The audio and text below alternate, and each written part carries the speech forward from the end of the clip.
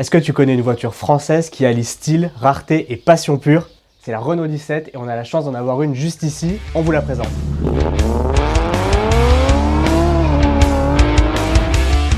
Salut à tous, c'est Romain de l'équipe moteur et on se retrouve aujourd'hui chez Dominique qui nous prête sa magnifique Renault 17. Alors qu'est-ce que c'est comme voiture? Donc la Renault 17, c'est un coupé mythique français qui est sorti dans les années 70, en 1971 précisément. Ça se distingue par son allure sportive, en coupé notamment, avec un fastback qui lui donne une allure vraiment très singulière. Il y a des couleurs très spéciales, on la retrouve en jaune, en bleu, comme cet exemplaire-là. Il va y avoir deux modèles, la TS et TL, mais on va vous expliquer un peu plus maintenant. Donc comme je le disais, la Renault 17, c'est vraiment un coupé mythique, et Renault ça l'a bien compris, parce que l'année dernière, en 2024, ils ont sorti un concept car directement inspiré de la Renault 17, avec des lignes absolument similaires à la version d'origine. On se retrouve avec Dominique, qui va nous présenter sa Renault 17. Bonjour Dominique. Bonjour. Alors dites-nous, qu'est-ce qui vous a poussé à acheter une Renault 17 ? C'est simple, j'avais un client, je travaillais dans un garage qui avait cette voiture et tout de suite je suis tombé amoureux de cette voiture. Je me suis dit j'en aurais une, j'avais 16 ans et à 20 ans j'ai eu ma première Renault 17 et c'est une voiture vraiment formidable. J'ai des sacrés souvenirs avec cette voiture et voilà, et après je l'ai vendue et je me suis dit un jour je veux une autre Renault 17. Et j'ai acquis cette voiture il y a 2 ans. Le jour de ses 30 ans, j'ai acheté cette voiture. Et puis voilà, et puis maintenant je compte la restaurer, mais un peu de manque de temps et pas assez de compétences dans la peinture, donc je ne l'ai pas encore fait.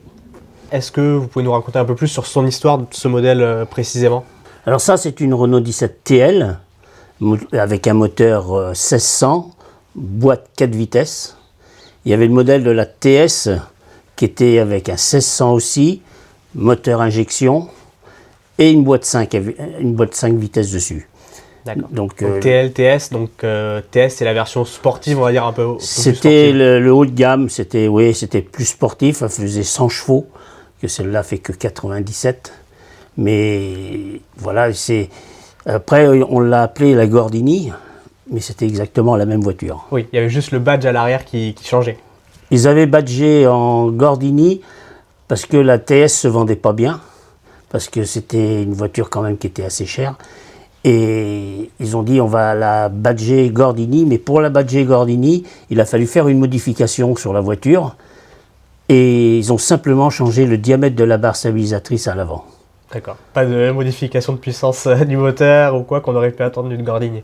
Non, c'est venu après. Sur la phase 2, ils l'ont un peu plus boosté, mais sûrement c'était exactement les deux mêmes voitures.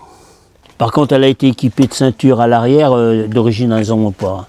D'accord, à l'origine, il n'y a pas de ceinture à l'arrière, ouais. Et ça, c'est une ceinture qu'on vient chercher depuis l'arrière voilà, pour les passagers de devant, et avec... qui s'accroche directement sur, voilà.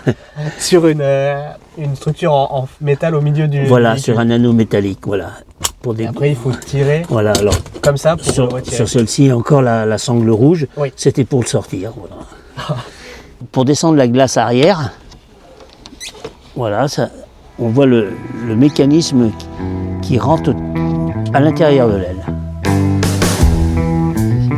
C'est que sur cette voiture-là que j'ai vu des glaces comme ça.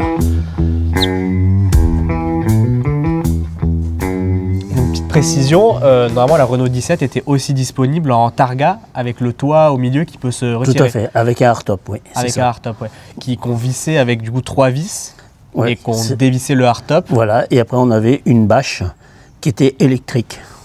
D'accord. Un petit peu problématique ou pas? S'il y avait beaucoup de... Pas du tout. Par contre, comme on voit là, ici, là, au niveau des jointures, on prenait de l'eau, mais par le toit, j'ai jamais pris d'eau sur mon ancienne qui était comme ça. Donc il y a une prise d'air aussi à l'avant, une petite ouverture comme ça, de ce que j'ai vu. Alors il y a la bosse c'est sur la Renault 17 ou la Renault 15 TS, c'était pour passer le carburateur, parce que quand on fermait le capot, ça touchait. Ok, parce qu'il y a eu carburateur et injection. Voilà. Celle-ci c'est une carburateur? Carburateur. Ouais. Et voilà, on est parti. En avant.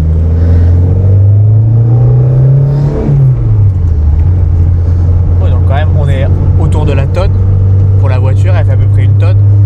Ouais, 850 kg. 850 ça, pour celle-ci du coup est autour des 90 chevaux, on va dire. Donc c'est quand même pas mal hein, en termes de performance. performance, il y a de quoi s'amuser. Oui, oui, oui. Après, c'était pas la meilleure dans la tenue de route, hein, parce qu'on a un essieu arrière qui est rigide. D'accord, oui. Donc on n'a pas les 4 roues indépendantes. D'accord. Si on plante la roue arrière droite, tout va partir à l'arrière. Ouais. Et en termes de sensation de conduite, 4 vitesses du coup? Ouais, c'est ça. 4 vitesses, oui. C'est vrai que quand on est en 4e, on aimerait bien mettre une 5e. Ouais, c'est oui. pour ça qu'ils l'ont monté après en boîte 5. D'accord. La TS était en boîte 5, donc la Gordini aussi.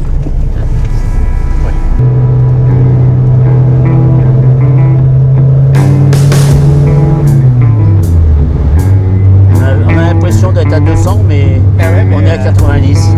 Ça suffit, franchement, en termes de sensation, c'est super. Ok, on a de la chance, Dominique a accepté de me prêter la voiture pour aller faire un tour, je vous emmène.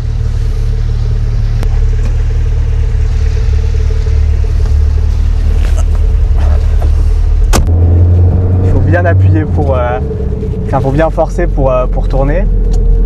Pour le frein et... Oui, il faut quand même y aller pour freiner. Bon, les compteurs sont lisibles. Les vitesses passent bien.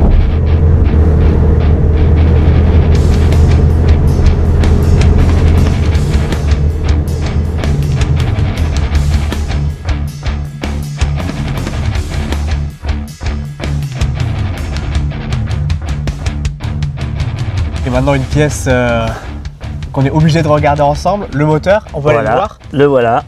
Donc le moteur, un 1600, le moteur qui était monté sur la Renault 16 D'accord. TS.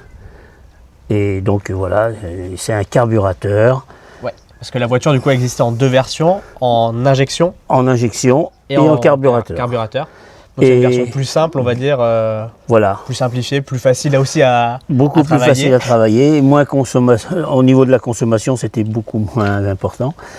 Et les injections, c'était pas très très fiable. Donc les gars mettaient 2 carburateurs double corps, des Weber. Et comme ça, il y avait un peu plus de pêche. On trouvait un peu plus de chevaux. Oui, parce que dans les injections, on va retrouver un calculateur électronique. Donc déjà pour l'époque, il y a 50 ans, c'était un petit peu les débuts. Voilà, c'était du Bosch. Ouais. Mais pour moi, c'était fiable. Mais maintenant, je pense qu'on pourrait faire beaucoup mieux. Ah oui. Ça, c'est les MR, manuels de réparation carrosserie, et manuels de réparation mécanique. Donc c'était vendu avec ou il fallait l'acheter? Ah non, non, non, ça c'était dans les garages Renault. Dans les garages Renault. Voilà, là on a toutes les pièces, enfin comment démonter un moteur. Hein. Voilà, là on voit l'injection. D'accord, ouais. Voilà le fameux toit ouvrant. Le toit ouvrant, voilà, qui se déplie. Voilà, avec la bâche. Et ça c'était les pièces de rechange, le PR, pièces de rechange. D'accord. Donc là on a toutes les pièces. Donc elle s'est faite même en boîte automatique. Oui. Mais 3 vitesses, boîte automatique, pas terrible. Ça, c'était tous les types. Donc il y a la TL, la TS, la boîte automatique, voilà, le découvrable, non découvrable. C'est pour ça qu'on a tous les types de voitures. Bon, bah, merci Dominique de nous avoir prêté du coup cette magnifique Renault 17. Ça a été vraiment un plaisir de vous faire partager ma passion de la Renault 17 et en plus de vous l'avoir fait essayer. J'étais très, très heureux de faire votre connaissance. Un plaisir partagé, merci. Et nous on se donne rendez-vous très bientôt pour une nouvelle vidéo et un nouveau test de voiture.